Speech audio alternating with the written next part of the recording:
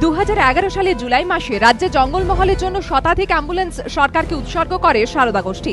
কেন্দ্র গোয়েন্দাদের জেরার মুখে এবার সুদীপ্ত সেন জানিয়েছেন, মোট 1.5 কোটি টাকা খরচ হয়েছিল 130টি মারুতি ওমনি ভ্যান কিনতে। পরে সেগুলি অ্যাম্বুলেন্স হিসেবে দেওয়া হয় রাজ্য সরকারকে। গোয়েন্দা সূত্রে খবর, কিভাবে কার মাধ্যমে সরকারের কাছে যোগাযোগ ঘটেছিল সুদীপ্ত সেনের তা অনেকটা জেরায় পরিষ্কার হয়েছে। গোয়েন্দারা ধৃত সারদা কর্তাদের জেরা করে এবার জানার চেষ্টা করছেন কোন অ্যাকাউন্ট থেকে ওই অ্যাম্বুলেন্সের টাকা ব্যয় হয়েছিল।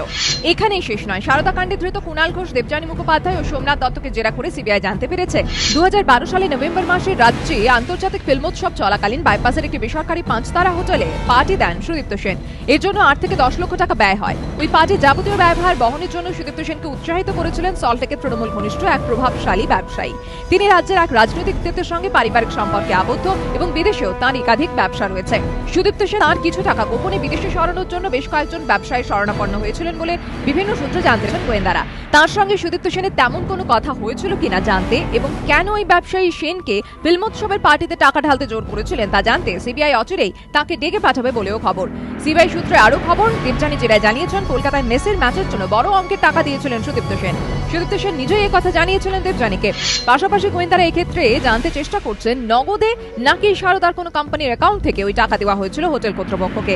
কেই বা টাকা দিয়ে বিল মিটিয়েছিল সেটাও জেরায় জানার চেষ্টা করছে CBI.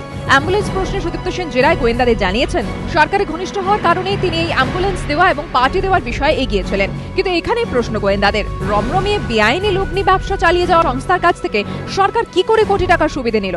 Rajasvi Duttagupta report, ABP আনন্দ, কলকাতা।